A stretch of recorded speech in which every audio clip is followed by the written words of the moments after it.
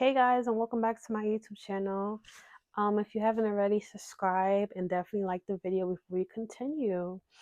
I'm doing things a little bit differently today. As you can see, I already have my hair done. It's already, laid, lace wear. Um, but I wanted to kind of like switch things up a little bit. Kind of wanted to do like a podcast. I just feel like as a journalist, I feel like my life is, going through things, experiencing things, and being able to apply that in my life and being able to help other people that are going through similar things like me. I studied journalism at City College, and I'm soon going to get my master's in journalism once I transfer, once I'm finished with my bachelor's.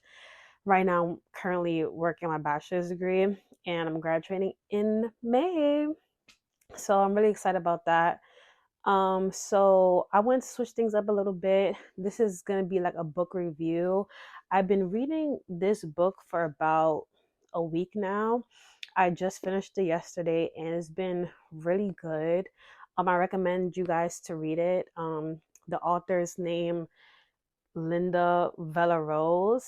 And what this podcast is basically going to be about is like life advice and, what people go through on an everyday basis. And I think this book is a good way to start it off. It's also kind of like a book review as well. I also want to do like different book reviews when I'm done like reading a book. I want to share to you like how I felt about the book and what type of audience should read the book. So if you guys are interested, continue watching the video because we're going to go through this journey together while I figure out my life.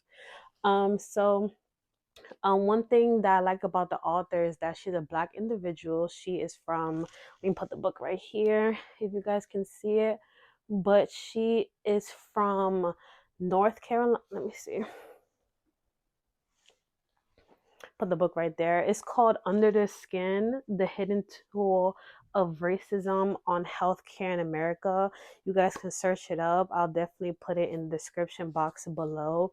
And one thing I like about the author is that she's a Black woman. She's from North Carolina and she recently moved to New York in the late 80s and started to build her family and her life here. And in the book, it talks a lot about her, like, going to different hospitals and interviewing people. And that's kind of what I want to do as a journalist. I want to start interviewing people more. I recently done an article for Harlem View about like libraries closing and stuff like that, how that affects, Black people's mental health. So I definitely will be putting my article in the description box so you guys can like, you know, read my article and just be engaged in what I talk about. And she goes to like these different hospitals. Linda, the author, which is a fun fact, she's also a professor at my school and she's also teaching at the master's degree program that I want to be a part of. So it was really nice talking to her when she came to our class to talk about this book, and I want to talk to you guys how I feel about the book. I give this book an 8 out of 10. It was really good, definitely recommend. And when she goes to these hospitals, she talks to these different patients and mostly Black women of color like myself. So this book was really engaging for me because I could relate to some of these issues of feeling like my voice isn't heard in society because I'm a Black woman and that other people's voices matters, like, white people. And how Black people have been enslaved for many, many years. And we think in society that Black people have often thick skin. And that's not the case because we're like the most sensitive people in the world, but yet society views us as like the most strongest because I think of slavery. What happened in slavery and when we were chained up and like whipped and tortured to like, do things that we shouldn't do under our will. And she talks a lot about how this is modern day slavery, meaning that, like, for example, when a Black woman is being, given birth, the healthcare system is very racist. And a lot of Black workers that live in this white supremacy like to act as if they're white themselves and be treating other Black people with disrespect, which is also prejudice of them. Because if you're a Black worker working at a hospital, you would think that they would help other Black people get the treatment that they deserve, but actually it's actually worse coming from other Black people, because they want to get paid like the other white workers. They want to be respected like the other white workers. And once they don't get the respect, they demand it by treating other Black people with disrespect. And I found it interesting because I was listening to these stories, and I remember this one story talked about how she was in a hospital and she was giving birth, and I think one of the doctors ended up like taking like their hand and like putting it inside the woman and like grabbing the baby out.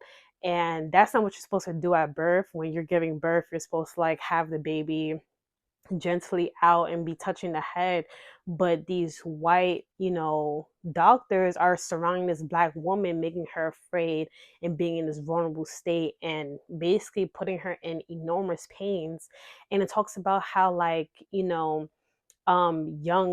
girls in society are often being treated with research are done. Like there's like researches that say like, oh, if you want to do this research you get like $600, and basically it's like testing these different Black women for medicines that are later to be used to treat other white people.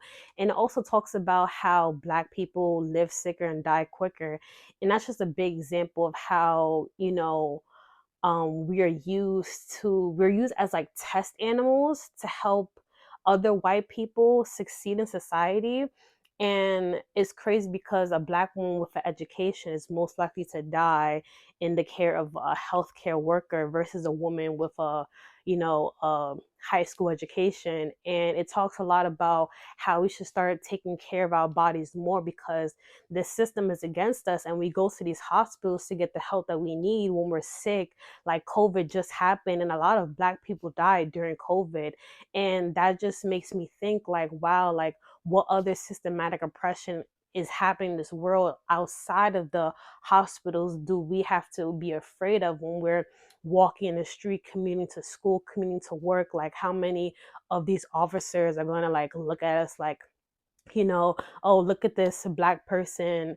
And I've had experience myself with like police officers. I remember me and my friends, we were hopping the train.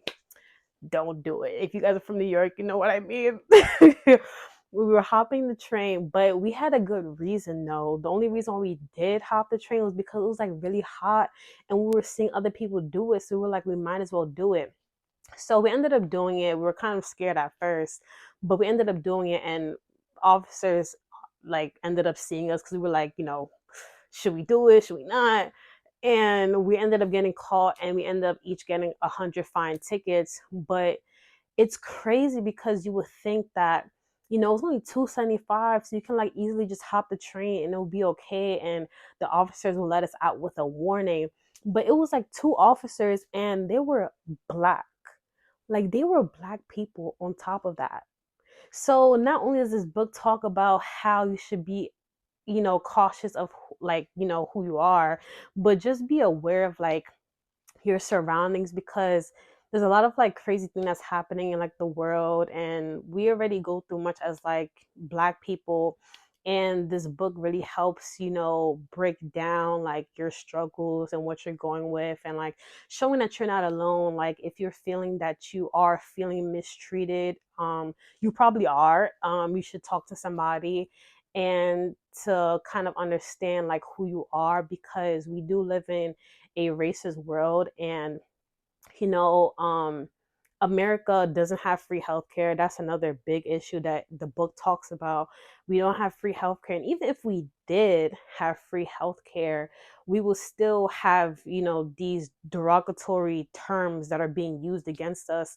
And you know it wouldn't matter if we have free healthcare, because racism is still alive and well on every day. So even if we did, we will still be struggling in these workplaces, not being paid like the highest person in society. And we just need to learn that, we shouldn't let those challenges put us down. We should grow from it, let it be like a growing experience. And that's what she talks about in the book. And that's what I got from it. And that we shouldn't like allow society to belittle us. We should still, go to school and get our education, because getting education is important. And that's why I really like that I'm in school right now and I'm about to graduate, because it's helping me, talk to these smart people that are in my school and making me learn about myself and how I can change the world with my voice. And I'll soon be doing, researches on my own, especially like I want to do a lot on Black mental health. I struggle with my mental health a lot, and I think it's important for the Black community to talk about it. That's why I like that we have like Black Twitter and stuff like that, because we live in a world where when we talk about our Black struggles, it's often watered down by other white people. Like, it's not that serious, even though they don't know our daily struggles. And most of these tests that are done, these women in the book, they usually there to help, other white people progress. So it shouldn't be watered down by people telling us, oh, our life isn't important, because our life does matter, and we should take better health and better care of ourselves daily. Like, if you are feeling overwhelmed with school or work or whatever you're doing on your everyday basis, whether you're like you have a basketball game or something and you're really stressed about it, go for a walk, talk to a friend, spend time with family, watch your favorite shows on Netflix. And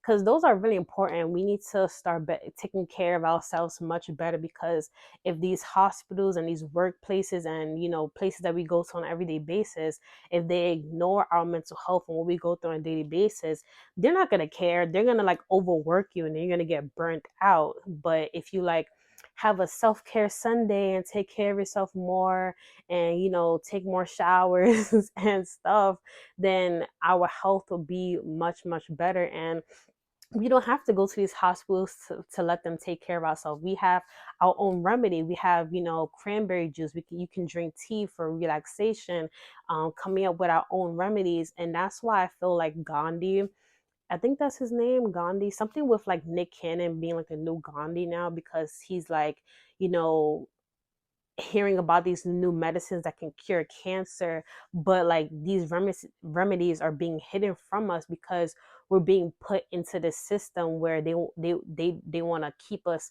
under, and not showing us that we ourselves know what's good for our bodies, because our immune system is so strong that we can like basically take care of ourselves. But when something drastic happens like COVID, we do need these hospitals to take care of us. So, with that being said, I feel like people that are going to the healthcare professions get well educated and get well educated about Black people's lives, especially Black people's health, because when we go into the hospital, we want to be taken care of and not be given these medications that aren't working for us. And that's why I feel like this book is really important, because it definitely highlights Black culture, and it definitely did a lot for me. I think this book was really helpful and opened my eyes to a lot of stuff, and I think this book can really help a lot of you guys.